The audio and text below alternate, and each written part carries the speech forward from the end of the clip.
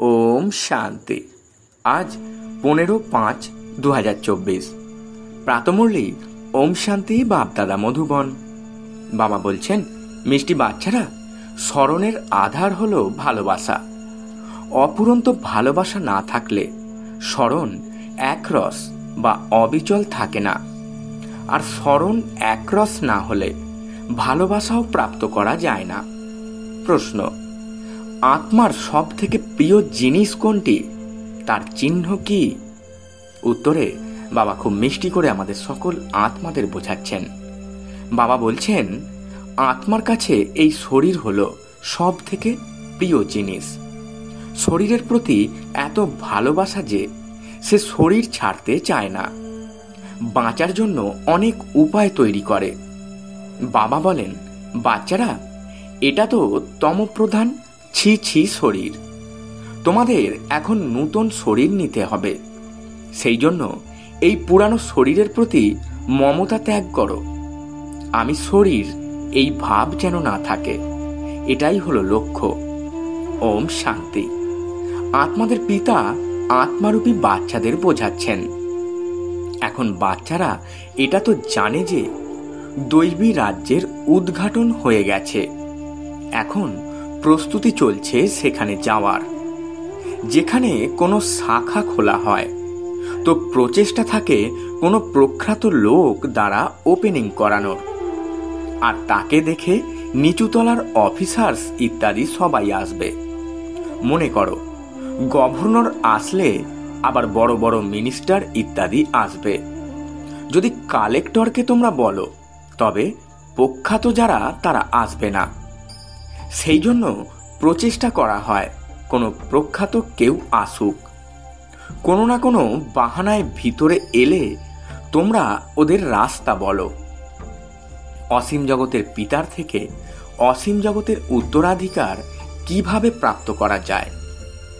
তোমরা ব্রাহ্মণরা ছাড়া এই কথা আর দ্বিতীয় কেউ নেই জানার মতো। সোজাসুজি এই রকম বলো না যে ভগবান এসেছেন। এই রকমও অনেকে বলে ভগবান এসে গেছেন, কিন্তু না, ওই রকম নিজেকে ভগবান বলার মতো তো অনেকেই এসেছে। তাই এটা বোঝাতে হবে যে পূর্বকল্পের মতনই অসীম জগতের পিতা এসে অসীম জগতের উত্তরাধিকার দিচ্ছেন ড্রামার প্ল্যান অনুসারে। এই সমস্ত লাইন লিখতে হবে।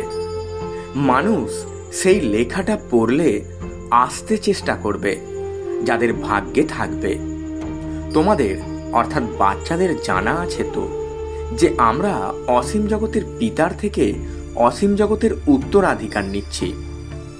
এখানে তো নিশ্চয় বুদ্ধিসম্পন্ন বাচ্চারাই আসে। নিশ্চয় বুদ্ধিসম্পন্ন যারা, আবার তারাই কোনো সময় সংশয় বুদ্ধিসম্পন্ন হয়ে পড়ে। মায়া পিছু নেয়, চলতে চলতে পরাজিত হয়। এই রকম তো হয় না যে সর্বদা একতরফা জিততেই থাকবে। পরাজয় হবেই না। জয় আর পরাজয় দুটোই চলে। যুদ্ধ 3 প্রকারের হয়: ফার্স্ট ক্লাস, সেকেন্ড ক্লাস আর থার্ড ক্লাস। কখনো কখনো যারা যুদ্ধ করে না তারাও দেখার জন্য চলে আসে। সেটাও অ্যালাও করা হয় যদি কিছু রং লেগে যায়, আর এই সেনাতে এসে যায়। কারণ দুনিয়ার জানা নেই যে তোমরা হলে মহারথী যোদ্ধা, কিন্তু তোমাদের হাতে হাতিয়ার ইত্যাদি কিছুই নেই। তোমাদের হাতে হাতিয়ার ইত্যাদি শোভনীয়ও নয়, কিন্তু বাবা তো বোঝান জ্ঞান তলোয়ার, জ্ঞান কাটারি। আর এ কথা তারা স্থূল রূপে মনে করে। বাবা বলছেন, বাচ্চারা, বাবা তোমাদের জ্ঞানের অস্ত্র শস্ত্র দেন, এতে হিংসার কোনো ব্যাপারই নেই। কিন্তু এটা বোঝে না, দেবীদের স্থূল হাতিয়ার দিয়ে দিয়েছে, তাদেরও হিংসক করে দিয়েছে। এটা হলো একদম অবোধ ব্যাপার। বাবা ভালোভাবেই জানেন যে কারা ফুলে পরিণত হবে। সেটা তো বাবা নিজেই বলেন, ফুলের সমান থাকা চাই। হঠাৎ করে এই ফুলে পরিণত হয়। বাবা নাম করেন না, নইলে তো আর সবাই বলবে আমরা কি তবে কাঁটা হব? বাবা প্রশ্ন করেন, নর থেকে নারায়ণ কারা হবে? তো সকলে হাত তোলে। এ তো নিজেরাই বোঝে, যে বেশি সার্ভিস করে সে বাবাকেও বেশি স্মরণ করে। বাবার প্রতি প্রেম থাকলে স্মরণও তাঁরই হবে। একরসভাবে তো কেউই স্মরণ করতে পারে না, তাই ভালোবাসা নেই। ভালোবাসার জিনিসকে তো খুবই স্মরণ করা হয়। বাচ্চারা ভালোবাসার মতো হলে বাবা মা কোলে তুলে নেয়। ছোট বাচ্চাও হলো ফুল। বাবা বলছেন, বাচ্চারা যেমন তোমাদের হৃদয় চায় শিব বাবার কাছে যেতে, সেরকম ছোট বাচ্চারাও চেষ্টা করে। শীঘ্রই ভালোবেসে বাচ্চাকে কোলে বসায়। এই অসীম জগতের পিতা তো খুবই প্রেমময়, সকলের শুভ কামনা পূর্ণ করেন। মানুষের কি চাই? এক তো চাই সুরক্ষিত সুস্বাস্থ্য, কখনো যেন রোগ না হয়। সবচেয়ে ভালো এই সুস্বাস্থ্য সম্পন্ন, অথচ পয়সা নেই। তবে সুস্বাস্থ্য কোন কাজে এলো? আবার ধন চাই যাতে সুখ পাওয়া যায়। বাবা বলেন, অবশ্যই তোমাদের হেলথ আর ওয়েলথ দুটিরই প্রাপ্তি হবে। এটা কোনো নূতন কথা নয়, এ তো অনেকই পুরানো কথা। তোমরা যখনই মিলিত হবে এই রকমই বলবে। তবে এটা বলবে না যে লক্ষ বছর হয়েছে অথবা লক্ষ কোটি বছর হলো। না, তোমরা তো জানো এই দুনিয়া নূতন কবে হলো, পুরনো কবে হলো। আমরা এই আত্মারা নূতন দুনিয়ায় যাই, আবার পুরানো দুনিয়াতে আসি। তোমাদের নামই রাখা হয়েছে অলরাউন্ডার। বাবা বুঝিয়েছেন, তোমরা হলে অলরাউন্ডার্স। ভূমিকা পালন করতে করতে এখন অনেক জন্মের শেষে পৌঁছেছ। সর্বপ্রথমেই তোমরা ভূমিকা পালন করতে আসো, সেটি হলো সুইট সাইলেন্স হোম। মানুষ শান্তির জন্য কত হয়রান হয়, এটা বুঝতে পারে না যে আমরা শান্তি ধামে ছিলাম, আবার সেখান থেকে এসেইছি পার্ট প্লে করতে। আমাদের এই দুনিয়ার পার্ট শেষ হলে আবার আমরা যেখান থেকে এসেছি অবশ্যই সেখানে ফিরে যাব। সকলেই শান্তিধাম থেকে আসে। সবার বাড়ি হলো সেই ব্রহ্মলোক, ব্রহ্মাণ্ড, যেখানে সকল আত্মারা থাকে। রুদ্রকেও এত বড় ডিমের মতো বানায়। ওদের এটা জানা নেই যে আত্মা একদম ছোট, বলে স্টারের সমান। তবুও পুজো বড় আকারেরই হয়। তোমরা জানো যে এত ছোট বিন্দুর তো পূজা হতে পারে না। তবে পূজা কাকে করবে?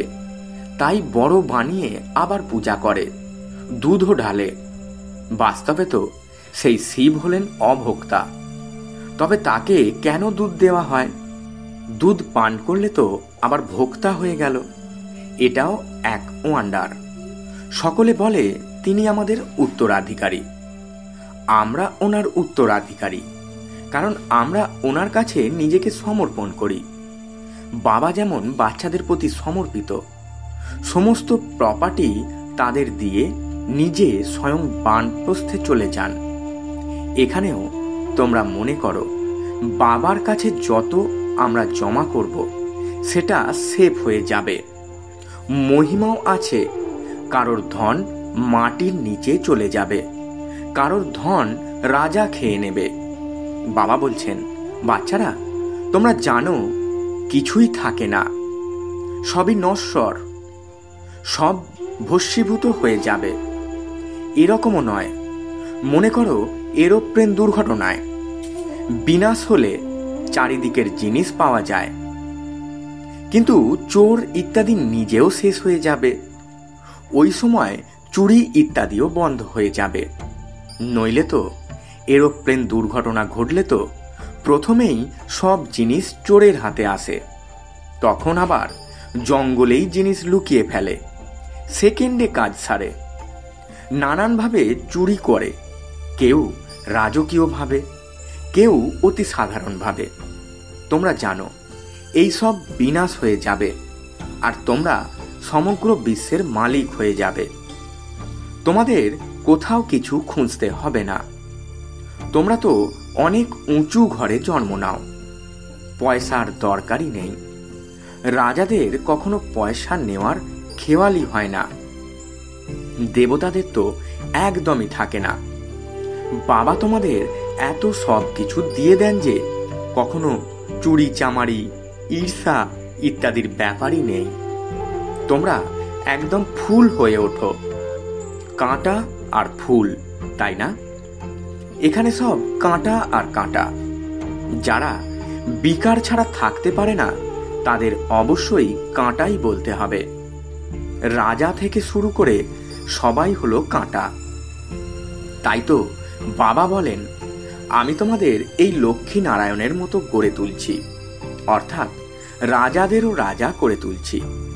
এই কাঁটা ফুলের সামনে গিয়ে মাথা ঝোঁকায়। এই লক্ষ্মী নারায়ণ তো হলো বিচক্ষণ, তাই না?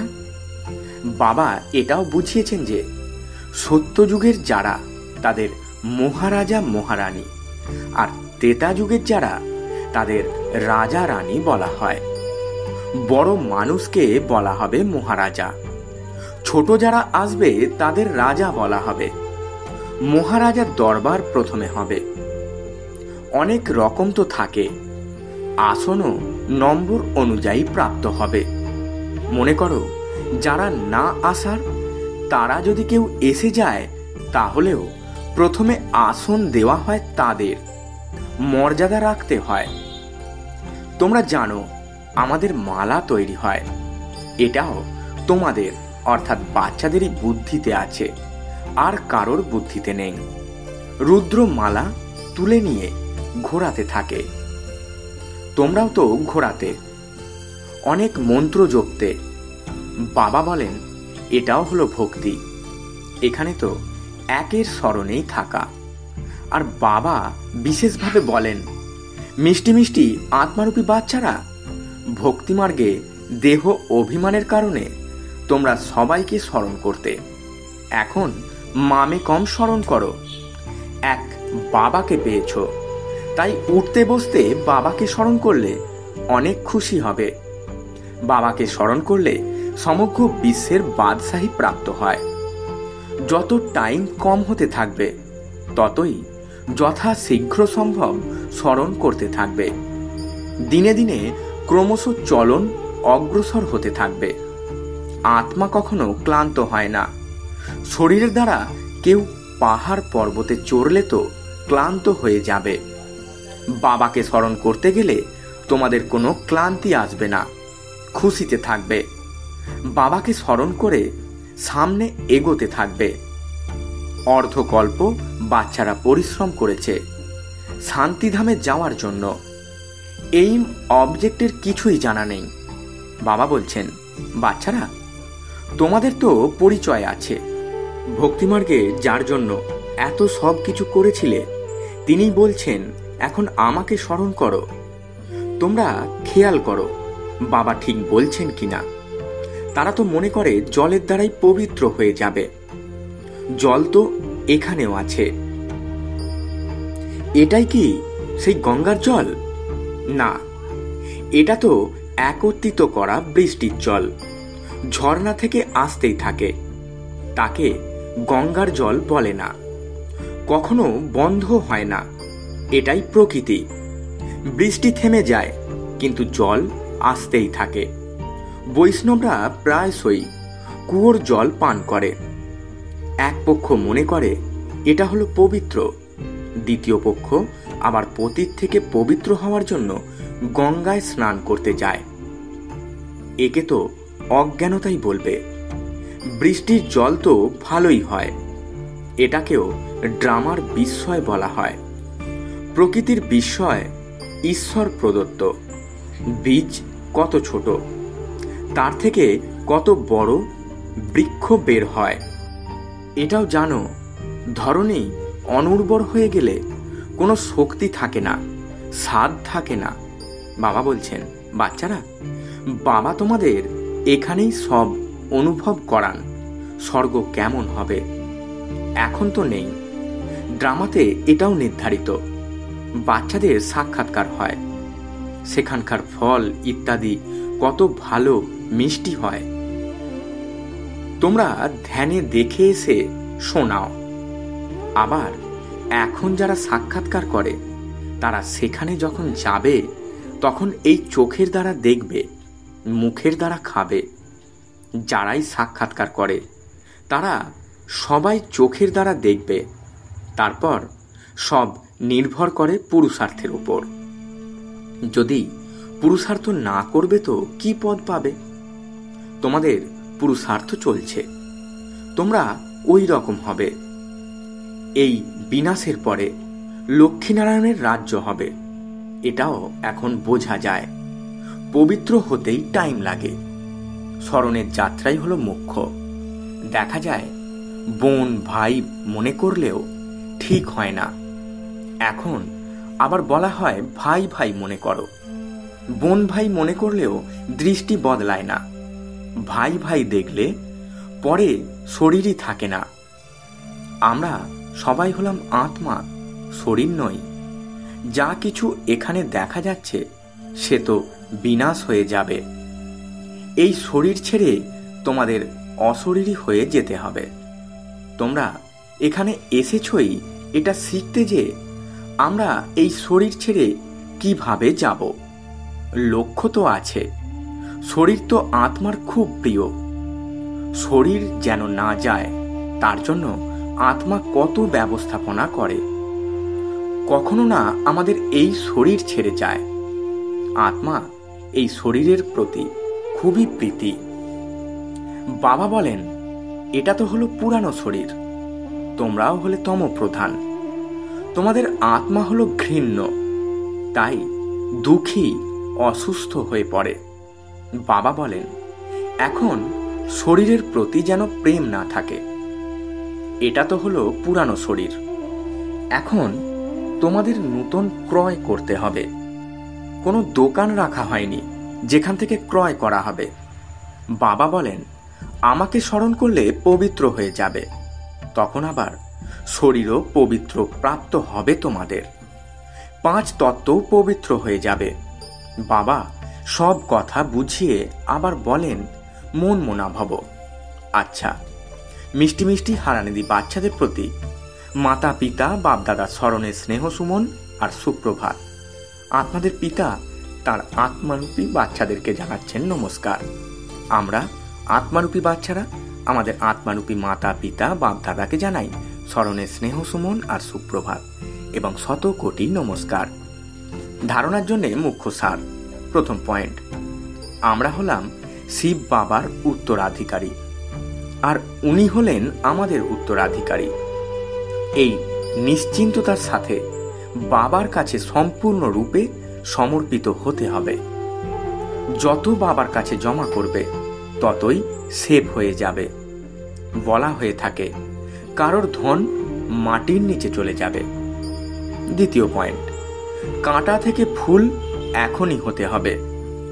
এক রস স্মরণ আর সার্ভিসের দ্বারা বাবার ভালোবাসার অধিকারী হতে হবে। প্রতিদিন স্মরণের দ্বারা অগ্রসর হতেই থাকবে। বরদান, নিজের পুরুষার্থের বিধির দ্বারা নিজের প্রগতির অনুভবকারী সফলতার নক্ষত্র ভব। ব্যাখ্যায় বাবা বলছেন, যারা নিজের পুরুষার্থের বিধিতে নিজের প্রগতি বা সফলতার অনুভব করে তারাই হলো সফলতার নক্ষত্র। তাদের সংকল্পে নিজের পুরুষার্থের প্রতিও কখনো জানি না হবে কি হবে না, করতে পারবো নাকি করতে পারবো না, এই অসফলতার অংশ মাত্র থাকবে না। নিজের প্রতি সফলতাকে অধিকারের রূপে অনুভব করবে। তাদের সহজ আর সত্য সফলতা প্রাপ্ত হতে থাকবে। স্লোগান, সুখ স্বরূপ হয়ে সুখ দাও তো পুরুষার্থের আশীর্বাদ অ্যাড হয়ে যাবে। ওম শান্তি। নমস্কার।